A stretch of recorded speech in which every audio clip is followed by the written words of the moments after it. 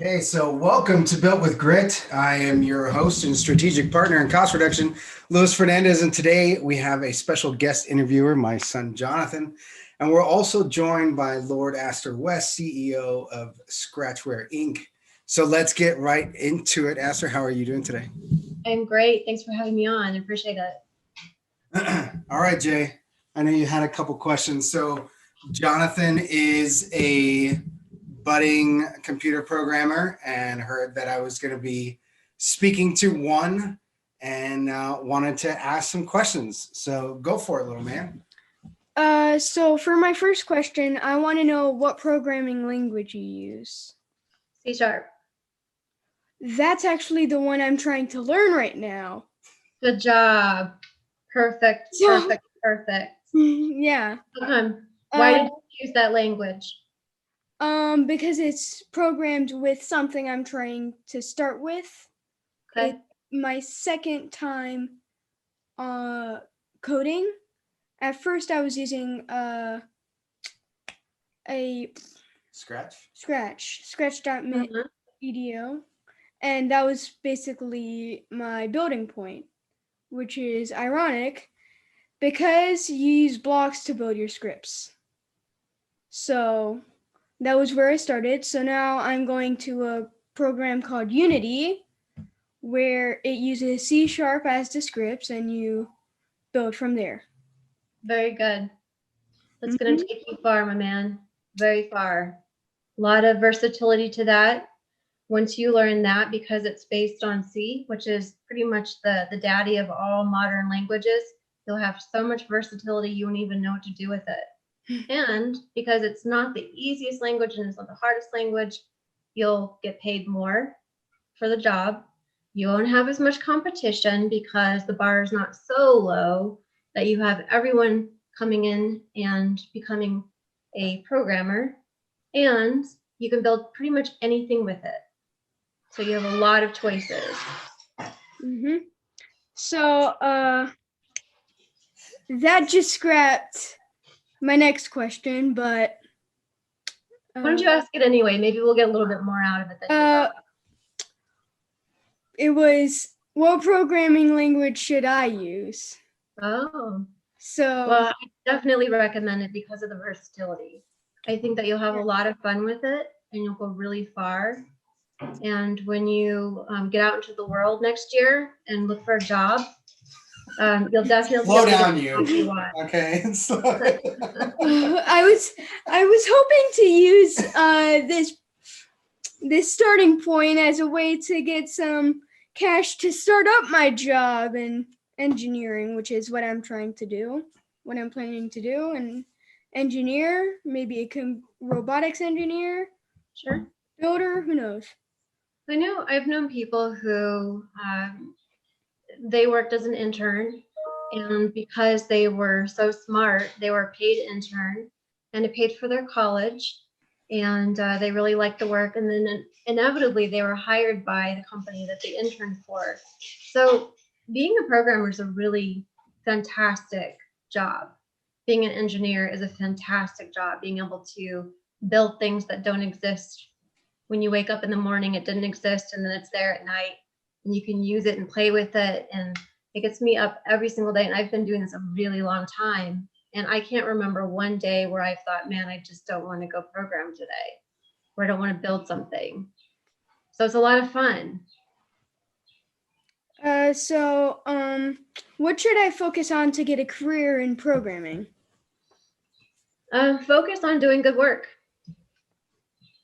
I know it sounds simple, but I've been in business for a really long time, and I've only met maybe 2-3 really great programmers. And so when you're really good at what you do and you practice your craft, you can pretty much write your own ticket. People will be looking for you. They'll be tracking you down, trying to knock down your door to get you to come work for them. Well, I hope that would be the case. It will be, I promise. Okay, how did you start programming? It was kind of a fluke. I worked for a startup and I needed to accomplish a really big task. And so I brought in a couple of developers to automate some systems that I had. And I started helping them build the systems, and I was hooked. And so I started teaching myself how to program. And then within a year or two, I started my own business. And I've been doing it ever since. That was almost 20 years ago. That sounds a lot like how I started programming. So you know how I started programming on Scratch? Well, one of my friends in school, they showed me a game on Scratch, and I'm like, wow, this is really cool. And I spent basically the rest of the year, if I had free time on the computer, I was playing that game with my friends because it was like really fun. And then later, COVID happened, and I'm like, I need something to do. And I remembered that. And I remembered that game. And I'm like, I'm going to go back to that website, see that game. And I realized there's so much I could do on that website that first off, I remixed that game, turned it into my own very weird version of it. And by fascinating. Very weird, I mean very weird. Like cool weird, or it didn't work weird? Both. That's cool. So I made another thing, like loosely based around it, and I felt good about it, and I kept programming from there. That's fantastic. Well, man, I think that you have definitely a really great start, and I don't think that you'll ever regret becoming an engineer or learning how to program. And it never goes away. Like, it's always exciting. The way how you feel right now will be how you feel when you're my age. That's like 5 years from now. So it's no. Right. I mean, here you go. 5 years from now. Did you say we're years from now? Awesome. Do you have any other questions? I have this final one. Okay. So what do you think is necessary for an operating system? Okay, so you need a couple of things. You need a kernel. So that's gonna, when your system starts up, that's gonna start all the other services and everything that needs to be run. Then you need to have your system solutions. That's all of the different services that connect the kernel and everything else to your app systems or your applications that actually do work. So your apps, your processors, your whatever it is that you invent. So that's basically it. There's a lot in between there, but those are the basic factors. The basic factors that really tie together. Like you could leave one out and it would all be working smoothly. Yeah, none of those things. Those all have, well, you don't need apps, but if you want it to be usable, if you want to have an operating system that somebody actually uses, then you need to be able to build the system apps on top of it, things that people actually can use. But as far as, go ahead. So like if I buy a new like Chromebook and I open it up, there's already like 8 apps on it that come with the system, so you can actually start using the Chromebook. Right. Yeah. So that's how I see this. Yeah. Yeah. So everything underneath that runs those apps would be what you'd have to build. Yeah. And maybe a few apps. You know, some when somebody opens up their Chromebook, they have something to use. Yeah. Yeah. What do you say? And bye. And I don't know what to say. I don't know. Maybe thank you. Thank you for answering my questions. And I think I'll be out. Okay. All right, later, dude. Love you, buddy. Bye, everybody. Bye. That was awesome. Thank you for that. Yeah, he's awesome. I like him. I think I'll keep him. That's cool. That's good. I'm sorry about all the clicking and clacking. That's my dogs walking around. Oh, that's okay. I should have done this in a better room. It's just the Wi-Fi isn't the best on the other side of the house where they can't reach me. Yes. We also have similar. I'm right above the router, So finding that proximity to that is important when we're doing these things. Absolutely. You know, so you started to tell him a little bit about that story of getting started. Yeah. And I'm kind of interested in hearing what company were you with? What were you doing at the time? So I was hired as the VP of corporate development for it was a company in the auto industry. It was a startup, and it was for wholesale auto dealers, and they needed to connect the dealers. And the original idea that the owners had was that they were going to create some type of association, that the auto dealers really didn't care about it. But what I found during, the discovery process with working with them is that the only thing they really cared about was inventory. And so I had this very large group of wholesale auto dealers. And what I was doing is I was getting their inventory and I was trading it back and forth with them through emails and spreadsheets. And they would call me constantly. I mean, this is 2003. So Yeah. actually 2002, 2000 was when I started my business. But so what would happen is they would call me and I would be spending most of my time on the phone finding out if, Danny sold X car and if they could have this price and if they could connect, and, it just became this thing that was just crazy. And so started to have conversations with the gentleman I was dating at the time, who was also a programmer. And we started working together on putting together a web-based platform for them to be able to upload their cars, for them to talk back and forth to each other, and to be able to basically sell their cars. And we connected with all kinds of different, adjacent businesses like shippers and anything that you would need to haul a car across, or transfer money, or all kinds of just things that they needed that we built into it. Ultimately, the startup didn't work. The founders decided that they wanted to get back into selling cars, and they were fighting. So it was but by that time, I already started developing, applications for, dynamic web applications, and I was pretty much hooked. So you were part of the startup that was trying to communicate, the dealership was trying to get the startup to help them solve this problem. Is that? No, it was a startup. Two gentlemen created it. They were in the auto industry. They were both wholesale auto dealers. Oh, wholesale auto. Okay. Yeah. I'm sorry. That makes sense now. Okay. Yeah. Right. So they started this. They wanted to make it so that they would have exclusivity with dealers. And the idea that they originally had didn't work, but the underlying, product idea did work. And it brought a lot of people into the organization. Sure. So how did you get into a startup? Was that I had no business being there. I talked my way in.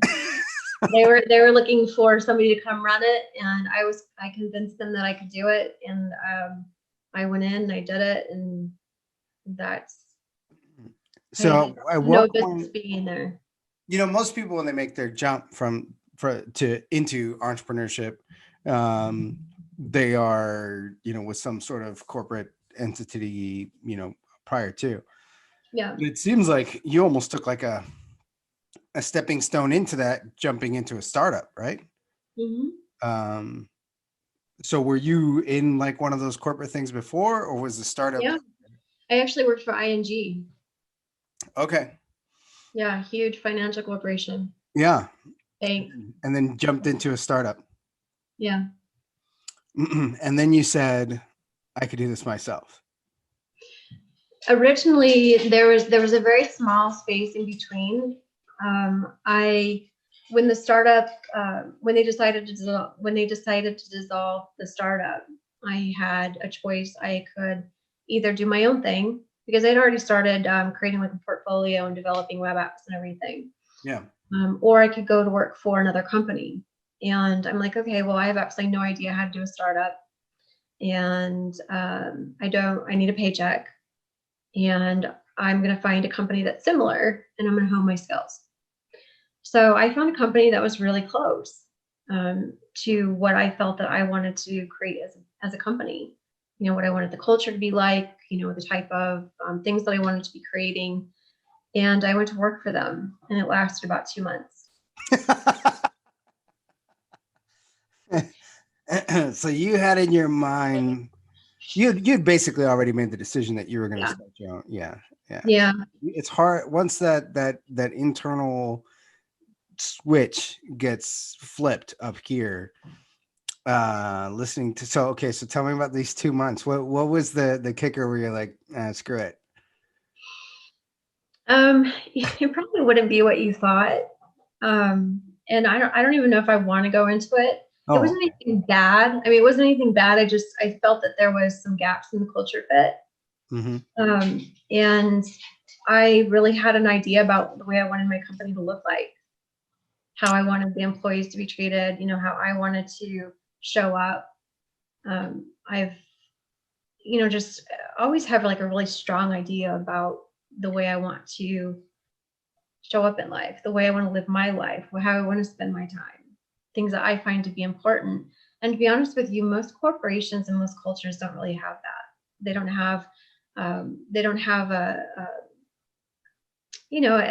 an appetite for discovery. You know, they don't have an appetite for invention. There's a lot of really stiff corners and rules and, you know, things like that. And, you know, I think that while that's good, I think that especially for a software company and something when you're trying to be innovative, you really have to push that envelope all the time. Mm-hmm. And that's what I saw my company being. So I did it. I created it. That's so cool. And you know, I know what you're saying. Like I can feel that, right? I feel in me, you know, I've been a part of several massive, very structured organizations, from the US military and John Deere, which was not a big jump from the military. Culturally is very similar, a similar hierarchy and structure, Mhm. and risk tolerance, which is kind of odd that you think like the Army is risk averse, particularly with the nature of the job. I mean, there's the acceptable activities that are risky, and then there's things that are like, okay, you know, the let anybody suggest a different weapon system, right? Like that's never going to happen. You know, that you're talking 25 years before you get a different rifle, but you can jump out of an airplane, right? So this is like different risk acceptance stuff. And so when you talk about a culture that sort of, I don't want to say prohibits, inhibits, limits, squelches, you know, kind of says like, you can be creative, just do it right here. And this, Right. you everything you want to do right here, and then just be super creative right here. And make sure you do step 1 and then step 2 and step 3 and step 4. Here's our creativity process. Right. Our process map, our step-by-step creativity process map. Like, it's, I can't imagine trying to put somebody who truly is creative, like an artist and the like, and I don't fall into that scheme. I you know, mine are like stick figures and stuff. So I am the process guy, but I can appreciate the creative person, and to tell them like, oh, you can draw anything you want. Here's the pencil that you can use. Here's the size of paper, and here are the acceptable colors. Right. And then be disappointed about what I get. Oh, but look at all of the other stuff you created at home. Why is this so different? Like, Yeah. oh, you set those limits yourself. I actually have a saying, it's process breeds creativity. When you no longer have to think about what you're doing, then you can be more creative. And, you know, that's really, I would say, a large part of the culture that we have here. It's like, how can we make this better? We've already got this down. Hmm. You know, we've created something that allows us to do something very quickly, very neatly, very elegantly. And, you know, how can we scale that out, or how can we make it better? You know, there's this idea that I find very intriguing. It's about seeking perfection. And it's not actually about being perfect. It's about looking at something and say, how can I make this more economical? How can I do this faster? How can I do it better? How can I do it with less parts, with less, complexity, less less moving parts that we have, less ability for it to break down. How can we completely decouple it from other elements so that we can pull things out and put things in without breaking things? What is the best possible way that we can build this? And knowing that, how can we build something now that can be changed without too much technical debt? So, I mean, it's a very interesting balance. Yes, and honestly, it's kind of interesting. So you mentioned that, and it does trigger some things in my own brain about our own planning processes, and when you go into battle, that's what you're doing is creating a process as simple as possible, and creating a plan that's as simple as possible to execute. Because the more moving pieces and things that you have going on, the greater likelihood that something's going to break and go on. Right. And it made me think. I when I was a teenager, I bought a Kia Sophia on a Sunday paper deal. The car in 1999 was brand new and cost $6,000 to drive it off the lot. It was a manual transmission, no power windows, didn't have a radio, no power steering. I had to pay to put an air conditioning unit in it. But nothing ever broke on that car. It drove like 200,000 miles. I gave it away. When I was done with it, I gave it away to a buddy who had a bunch of kids, and then all of his kids drove it. And, it was like the car did not break because there was nothing on it. It was four wheels and an engine. So when you kick off and you have this idea to start, did you talk about the culture and what you had a vision for what the company would be like? Did you have a vision for the solution that you would provide and who that customer was and all of that as well? Absolutely. So at the time that we were creating, there wasn't a lot out there. It was right after the dot-com bust. And if you didn't sell something online, it was really kind of in the early days of e-commerce, but that's really what people looked at it for. If I don't sell something online, why do I need a website?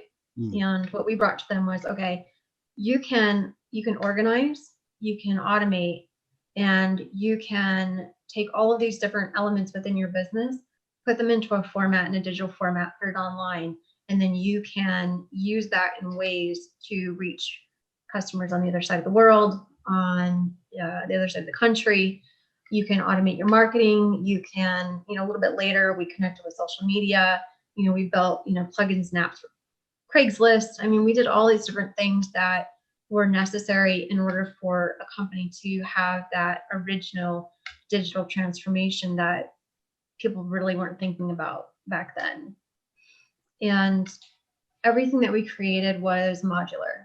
Everything, the first framework that we did was, it's not as cool as what we have now, but it's still pretty cool. Sometimes I'll get in there and I'll mess around with the old tech and everything, just be like, wow, we did some really cool stuff. And we're always doing custom work. And so we had an opportunity to do some really, really cool stuff. Things that I look back and say, you know what, we're just starting to see those things come out now. In the way that we connected businesses through the web. And that's really kind of what really gelled with me when we started. The very first app that I ever created was how you could take all of the different elements of your company and put them into a digital web format and reach them anywhere and connect with anyone anywhere, create, passwords and logins and access and, all these different things that took so much off your plate. And I took that, that feeling that I had with sending that stupid spreadsheet around and trying to keep up with it and keep it, updated. And I kept that feeling with me forever. And it's like, it always has to be easier. Yeah. Anything that we created, it has to always be easier.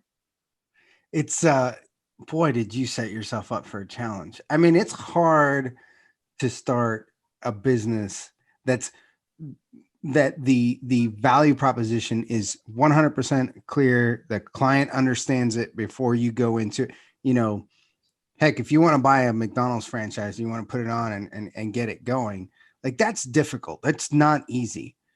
But everyone already knows what it is. They know your product. They've used it, you know, that, and it's still hard. And now I'm thinking, here you are in 2003 going to companies and trying to sell them on something that they don't understand. I mean, you must be an absolute master salesman, even not even giving yourself credit for, like, you give yourself credit for that, right? Like you understand the leaps that you were jumping there. Like, but the thing is that when you actually get that meeting and you sit down with someone, you're not talking about technology. You're talking about what they're trying to solve. And that's always the conversation that you have in sales is, you know, through elicitation, you find out where the devil is. You know, it's always in the details. You know, what is the issue in your company that is creating so much turmoil that you simply can't get to the next step? Like, we work for this auction company. We worked with them for over 10 years. And we started just by building their website. And then we started bringing them into social media. And then we changed the layout of their catalog and went from a 70% bounce rate to a 3.5% bounce rate with over 100,000 views for an auction in a weekend where they were getting nothing before. Over a 3-year period, we increased our revenue by 300%.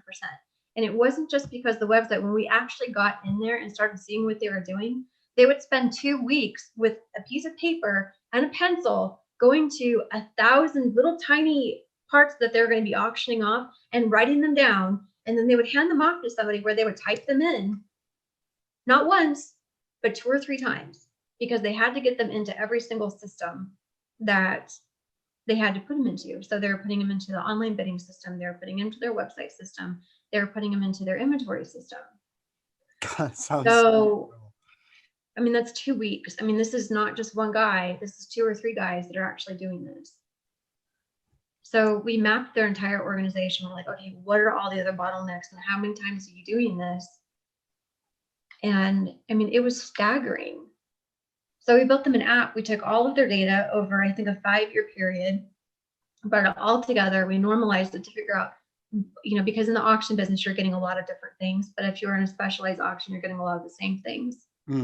So this was heavy equipment, you know, a lot of, you know, yellow iron and tractors and, you know, things that were coming in from different sites.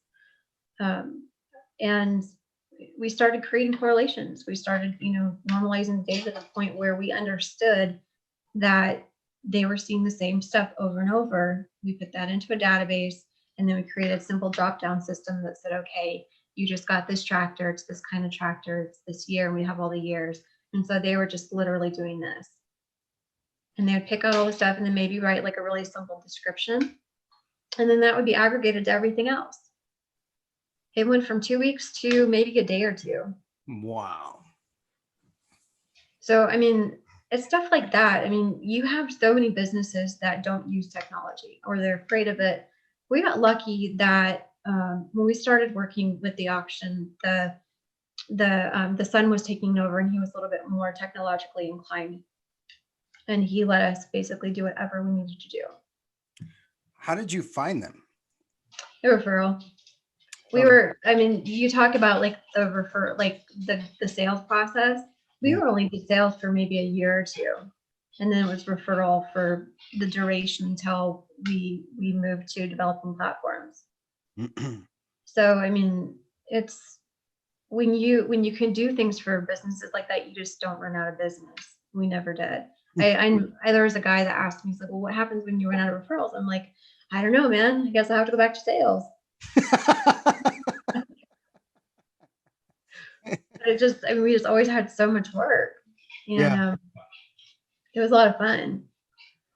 But I mean, I guess I didn't really get burnt out on the custom work. I really wanted to take all of the things that we had done over the years and build them into a framework that would make it possible for us to rapidly develop cloud platforms. And that's what we did. And so I think it was, I want to say 2016, a new software came, well, not a new software, but a new framework came out that was more geared towards what we were trying to do. And it made it more easy for us to do it. And so we jumped on it and we stopped taking clients.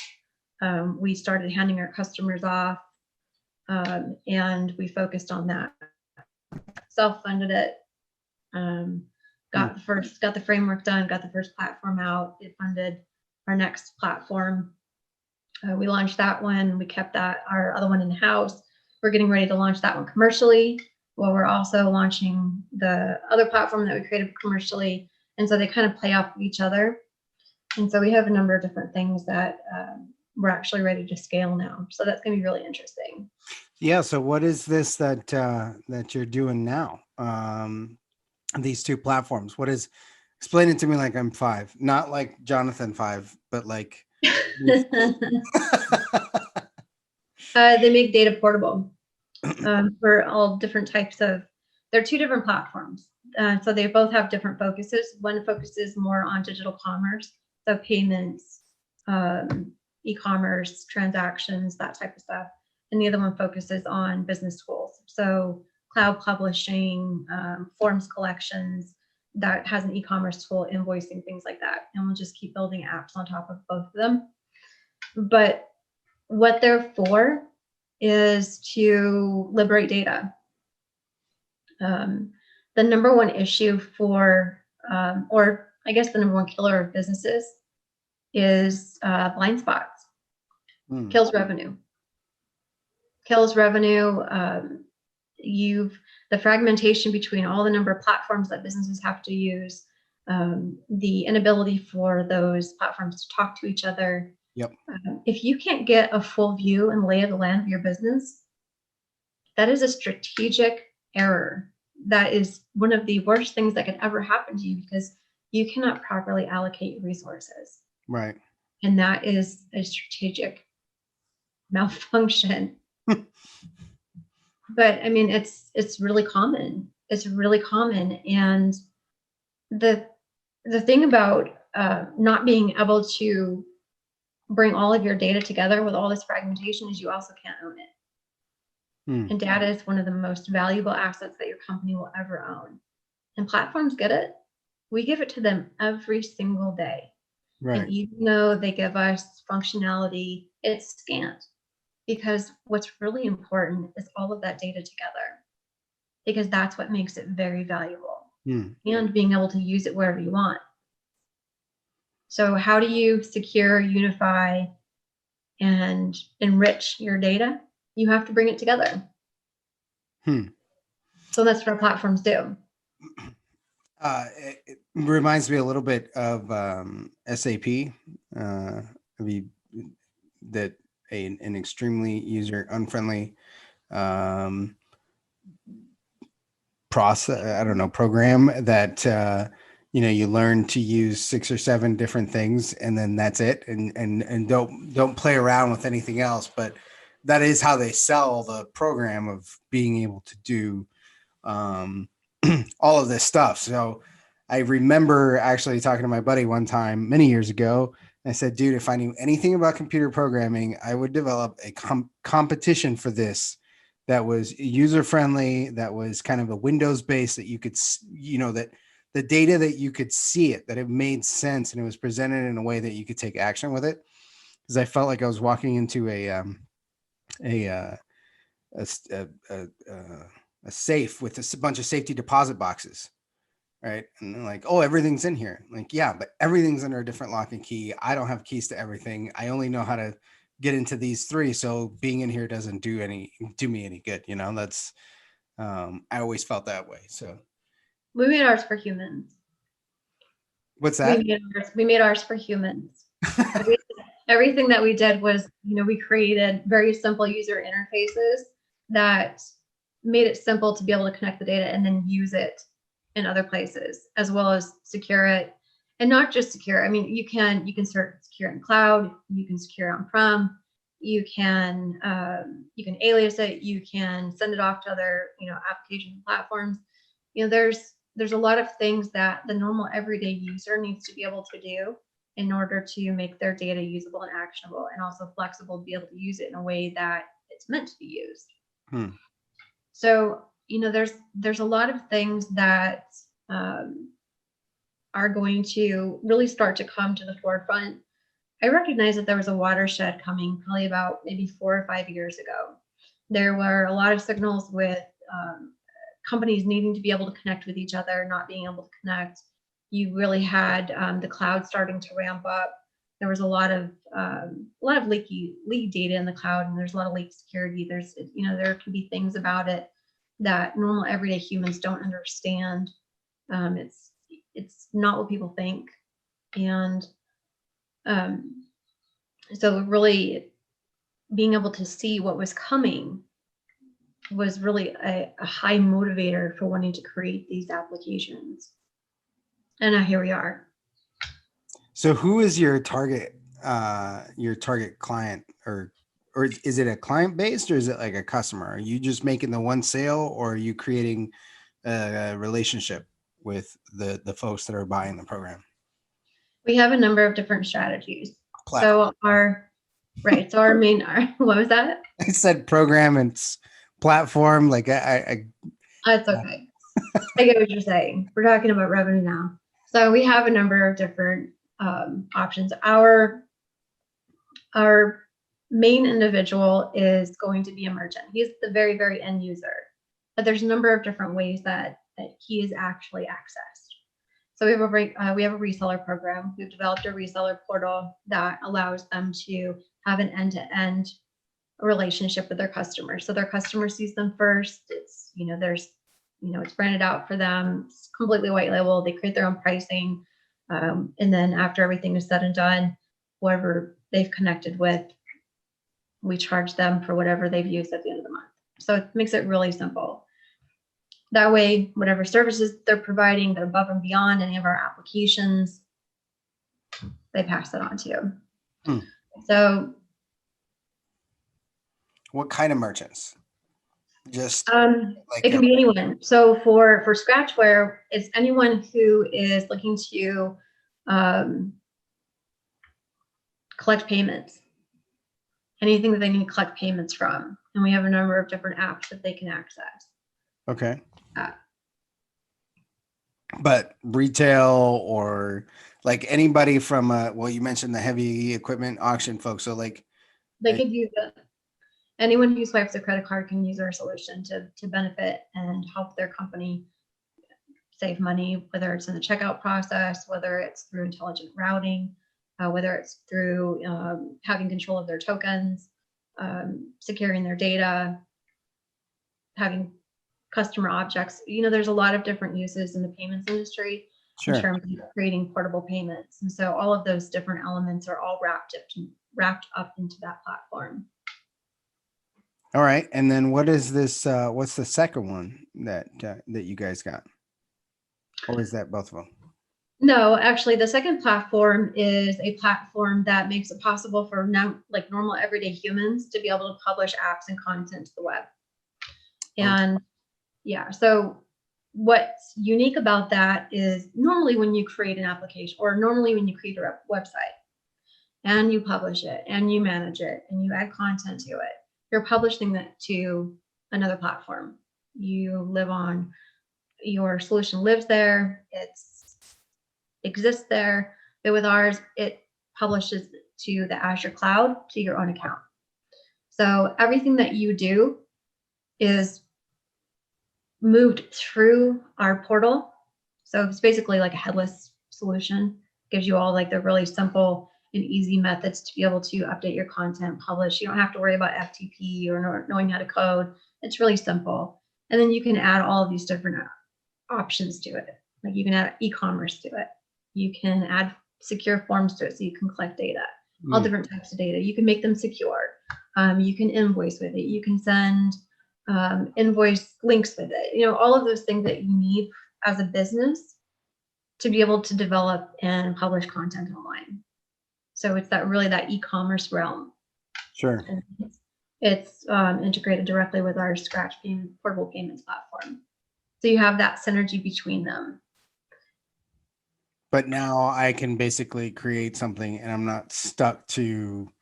So the only way I understand this, and forgive me here, but I am not the I'm not the super tech savvy guy, but I did fumble my way through a website on WordPress, and they've got me now. They've got me, right? Like I can't, because I'm not gonna try and do that again. I mean, that was like an entire, I don't remember how long, but I messed with that thing for hours and watching videos and figuring out how to do XYZ. It's not even that great of a website, but I like I'm there, like the thought of trying to move that to a different go to Bluehost or go to GoDaddy or whatever, like having to start from scratch, it's just not anywhere near in the interest of something I want to do. So what you're saying is your solution is one where I can put that in a little suitcase and take it with me somewhere else, right? Yeah, it publishes all the HTML files and everything to your own Azure account. I don't know why you would want to take it anywhere else. I mean, you basically own it. You can use it. It's just not as difficult as many of the other applications, and you own your data. So the important thing about owning your data is you have the control over it. You decide who sees it, when it's used, how it's used, whereas in other platforms, you may or may not have that. You don't know who's looking at it. You don't know what the security is behind it. And you can't shut it off or turn it off or, all those other things. Once it's out of your hands, it's out of your hands. So if you're going to build a website, sure, first it should be simple. It should be easy to maintain, but you should also have the option to be able to know where your data is going and to control that. Mm. And while it may not seem very interesting right now or very cool, if you're going to do it, you might as well do it so that you have something that's going to benefit you in the future. That's just as easy to use as anywhere else. Plus, you also have all the other benefits too, with being able to add your e-commerce to it, where you do have a major benefit with data ownership. Because if you're working with one processor and you move to another one, chances are you don't take your customers with you. Chances are you don't take your tokens with you. There's no way that you can use multiple processors at one time if you're in a certain situation. Some of the larger platforms have that availability, but you're still getting stuck by not being able to control that interaction. So let me ask you a question, because I know a few folks that are getting started here, and we talked about like you got your start, and I feel like the challenge that you overcame is just massive, and kudos to you for being able to not just sell a product, but like explain the need for it and then sell it and then have the results that you did. It's just awesome. So well done. Not like you need my praise, but I think it's cool. It would be a lot easier if I was showing you. It's really difficult when you're talking about technical things, to kind of have that mind's eye and wrap your head around it until you actually see it working. You're like, oh, well, that makes total sense. Sure. Oh, that's really simple. I could do that. Well, but honestly though, I was around in 2003. I remember, what I had the Nokia phone, that was our computing processing power at the time. Napster and yeah. LimeWire, yeah. LimeWire. Yeah, and I did the little website development back then when there was like 5 different little graphics that you could use, and so it's I think that was a huge challenge, and I think and even more so that it was post.com bubble, and this is like fresh, right? Because it burst in right around 99 2000. Yeah, the fallout was pretty bad. Mm-hmm. People didn't trust it. Right. People didn't understand it. Oh, yeah. I mean, boy. So what I was going to ask is like somebody who's starting today, and I'm thinking today it's like the complete opposite of where you started, where now we understand it. It's easy to get funding for it. There's a lot of um, excitement surrounding technology, and we're recognizing about the future for it. So I guess I would say, like, somebody who, and in a way, you're sort of doing this yourself right now too with your different platforms that you're developing. But if somebody was starting today, um, how do they go about, um, you sort of touched on it a little bit, but identifying that customer need and then delivering on it, and talking about their product? Like, do you self-funded? Um, what would you say, like, first step, like, if we're going to sell this down to 3 steps: you're quitting your job and you're starting your tech company, first 3 things you got to do. Well, I think first you need to know what you're building for. What are you trying to solve? It doesn't happen in a vacuum. Right. When I got my start, it was, well, I need to solve this problem, and I think that I can do it this way. And then by doing that, I saw what the potentiality was. Sure. It's interesting. I was sitting down with a friend the other day, and he's like, "How in the world do you come up with these ideas?" I'm like, "Well, we're in businesses all the time. We see what their problems are. They're constantly coming to us to find out how we can solve their issues." And so for somebody just starting out, more than likely they have come from someplace. They've come from some type of business, or they have some type of hobby or something that they really enjoy or that they really want to do. But more than likely, if you're starting a company or you're thinking about starting a company, it's because you saw something that you thought that you could do better, or that you could solve. You could solve easily. And there's a lot of software out there right now that is no code, low code, or that you can bolt together to create some type of solution. And there's a lot of non-technical people starting technology companies right now because of those things. And people are doing pretty well. And so I'm not really sure, I don't think that there's like a silver bullet answer for that. But I really think that it has to do something with, seeing a solution that you think that you can fix and having the desire to fix it and just the desire to go down that road. It's not necessarily about how you start. It's about how you get through it. It takes a lot of grit and determination. A lot of times there's going to be a lot of times where you're not really sure how you're going to get through it. Yeah. Especially for people that haven't been in business before. When I started, I was really young, so I just, okay, I'm gonna start a business and it's gonna be totally fine. I'm gonna do this and I'm gonna get customers and I'm gonna do all these things. And I never really thought about it that much. But now that when we decided to do this, I had already had so much experience developing these things. I knew how much time it was gonna take. I knew what it was gonna cost. I knew what the ins and outs were of creating custom solutions and scaling them.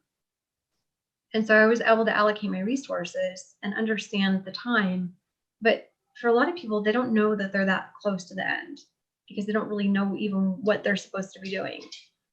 And so for me, I can tell you, I'm like, okay, well, at this point, we're going to be able to start ramping up, and getting ready for sales. Yeah. These are the things that have to go into place before we start getting the sales process ready and deciding, how we're going to approach the market. Yeah. What's going to be our, what's going to be our message? What's our pitch?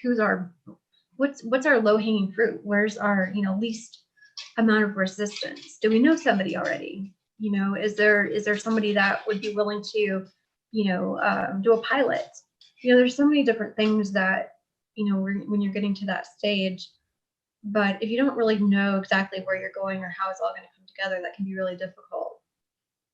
Well, you've given already like a few sort of golden nuggets, and like the first thing you mentioned is solving the customer need. And I think that it is obviously the bedrock foundation for everything. And it's important to know that it's different than solving the customer ask. That you're not solving the customer request, but you're solving their need. Example I can think of is Henry Ford, where he said, if I gave my customers what they asked for, they would have had a faster horse. Right. Right. And so he was solving the actual need.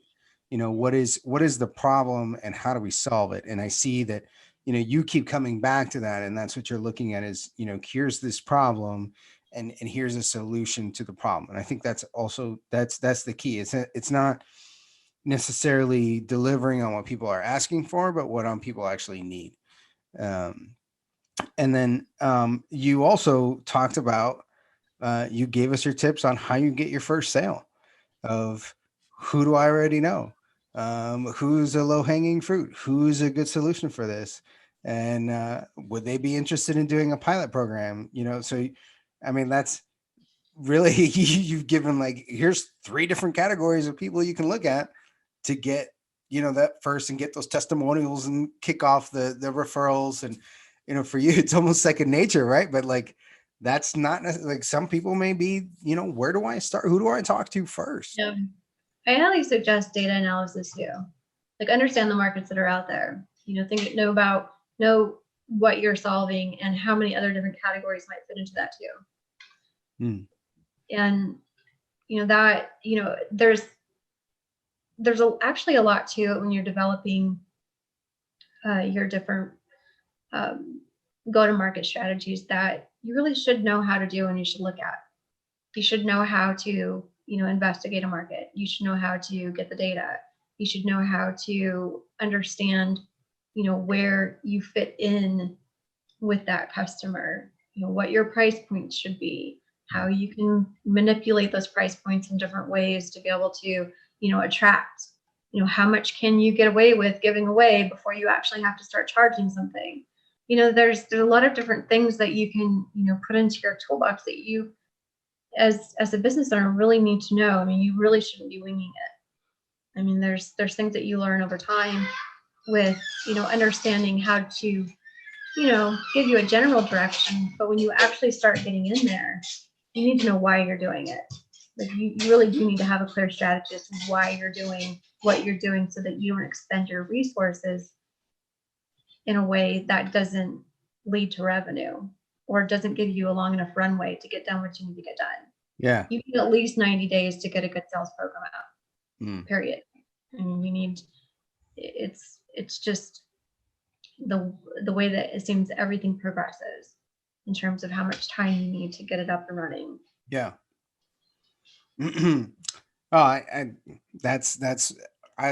that a lot. And you're using a lot of terminology that I'm familiar with, and I'm like, oh, okay, I get that. I understand go to market.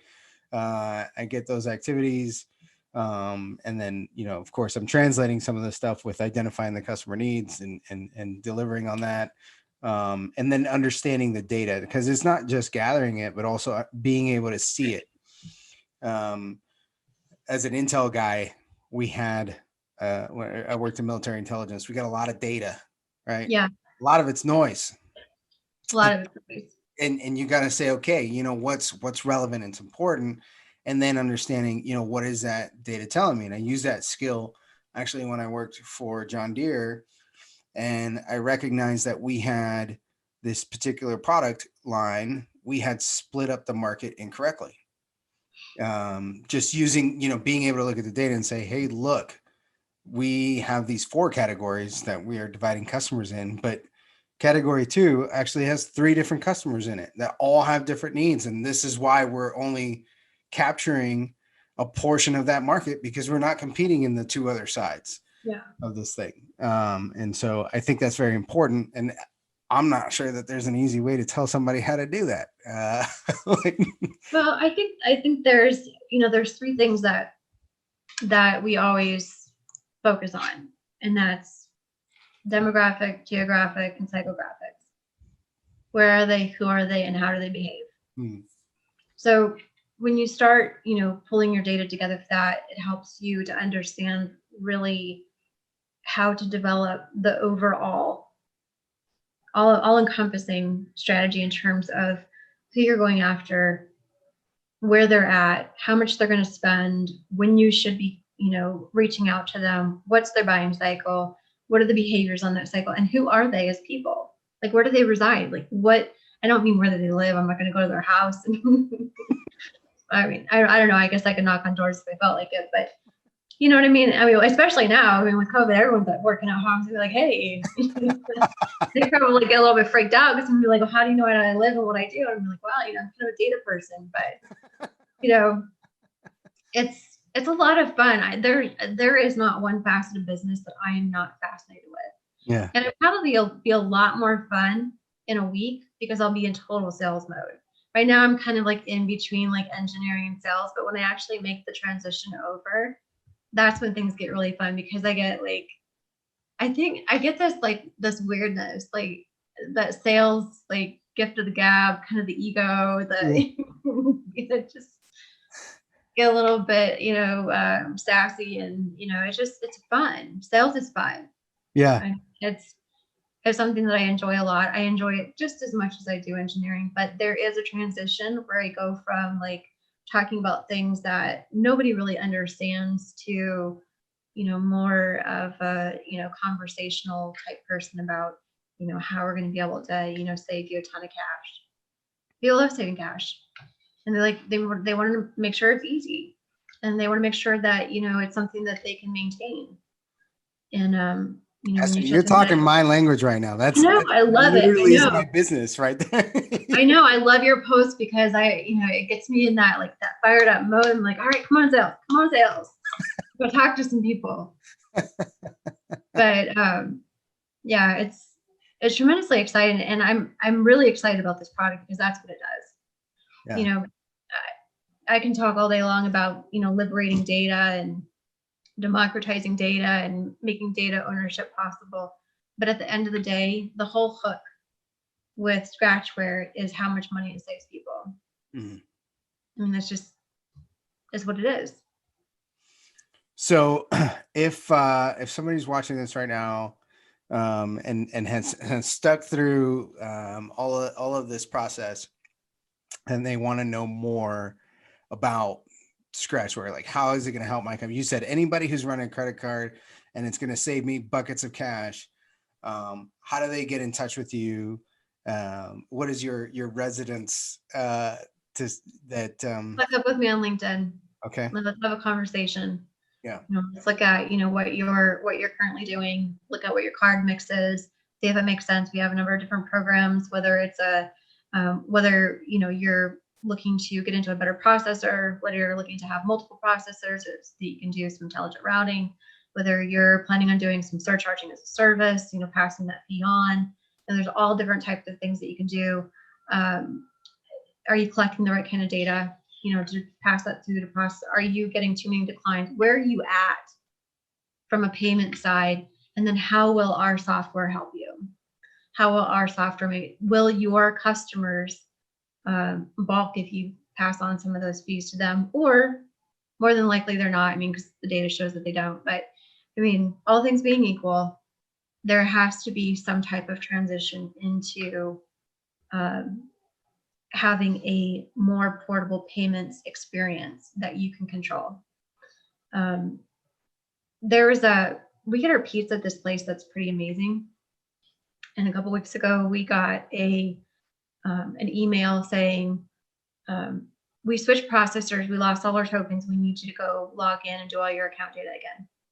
Like, well, shoot. Dang. It's that happens all the time. So how many, I doubt that they lost any customers because their pizza is legit good. It's so freaking good. We have it at least once a week. Wow. But that's the kind of stuff that you're talking about. And there's the thing I've learned about the payments industry is it's pretty interesting, and people will do a lot of things to sell the product.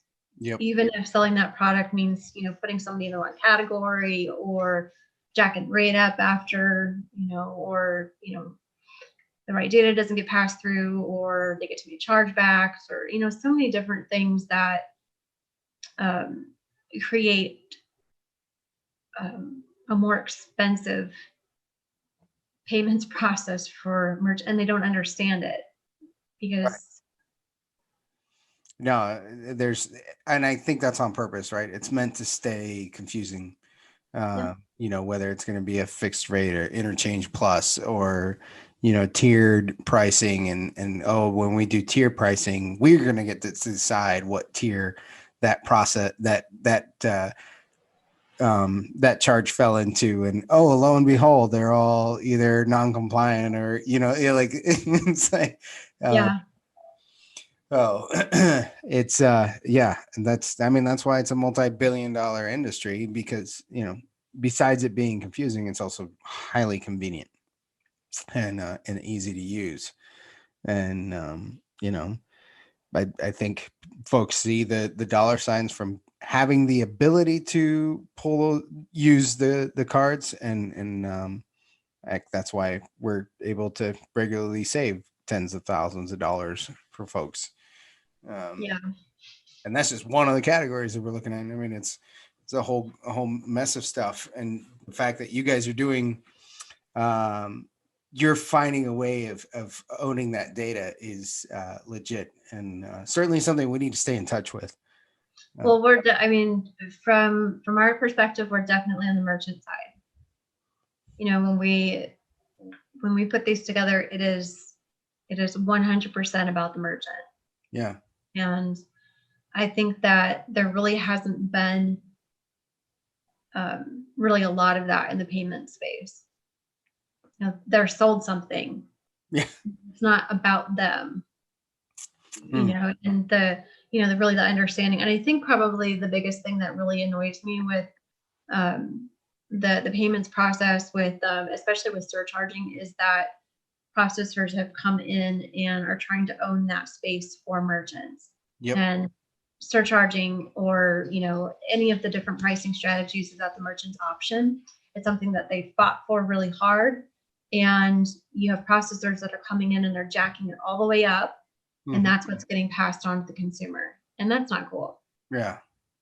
So I think by being able to make it possible for the merchant to actually own that pricing strategy, pass on what their cost of acceptance is, and for them to be able to have the ability to control that, is really key.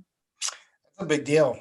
That's a pretty major solution that you guys got coming in the works there. That's gonna be a big one. I'm gonna get to say It's already up. It's already rolling. That's awesome. We rolled it out actually last year. We rolled it out to a really great pilot. Yeah, so it's already rolling. We're getting ready to go commercial. So that means massive scale. All right. Yeah, so I think you and I should stay in touch. That's for sure. Yeah. Well, I see you every day on LinkedIn. Yeah, I know, right? Yeah. Well, you sound like you're fading out here, brother. I'm fading out. No, I can hear my children downstairs as we approach the evening activities. So Jonathan is my oldest, and then there's two more that are 8 and 6. And this becomes the witching hour, truly. And we have to stay on top of the chaos. Are they going wild right now? This is like the final 2 hours. They're done with their homework. It's like in between a dinner and TV time, and they've been on screens too long, so they have to come off the screens, and then they start fighting, and they all want treats. And so that's I know.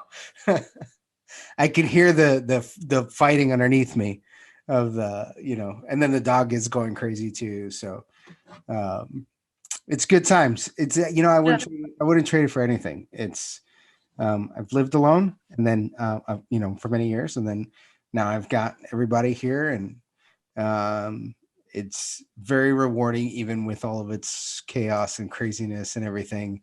It's still always everything I look forward to every single day. You know, I love the witching hour, right? So, Yeah, I'm pretty toast for the day. I get pretty amped up about rollouts and stuff. So I usually start waking up probably about 3:34 in the morning, probably roll out by 5:30. I try to stay in bed, but I just can't. yeah, Just I don't know, it's exciting. You get the adrenaline going, you I know. think that's really cool to have goals that get you up on your own that early. Oh, I do get up that early, but that's mostly because I try and hit the gym before my day starts. And being a national company, like my clients are and the East Coast are up at 6 a.m. my time, right? So if I'm going to start my day at, my first meetings are almost always at 7. Um, and I'm not going to be turning on the computer at 6:55 for a 7 a.m. meeting, Oh, so yeah, 4 a.m. wake ups. I'm not far behind them when they go to bed at 8. Oh, I know. I'll probably have something to eat and then I'll start falling asleep in front of the TV and then I'll drag myself in and then pass out 5 minutes in. Exhausting. Yeah. Awesome. All right. So if anybody needs to meet you, they look for you on LinkedIn. And any parting words to a potential client that is interested in what they've heard you say so far? LinkedIn. All righty. Sounds good. Well, thank you all. And I'd say that if anybody's stuck around this long and they haven't hit the like button, I think that's kind of, like Are we live? we're not live, but we are Oh. recording. So by the time they hear this, like they will have the whole conversation. And so, we're going to talk to them. Like somebody could be listening to this in 2023. I have to work on, I always speak off the cuff. Like I don't plan. I don't really think about it. I just talk about what's ever happening at the time. Because I hear people, they're so eloquent and, got their pitch down. And it's like, you know what? Come on. I'm not. I'll pitch y'all later, but yeah. Hit me on LinkedIn and I'll pitch you later. Yeah. I love it. Awesome. All right, man. All right. I'm going to hit the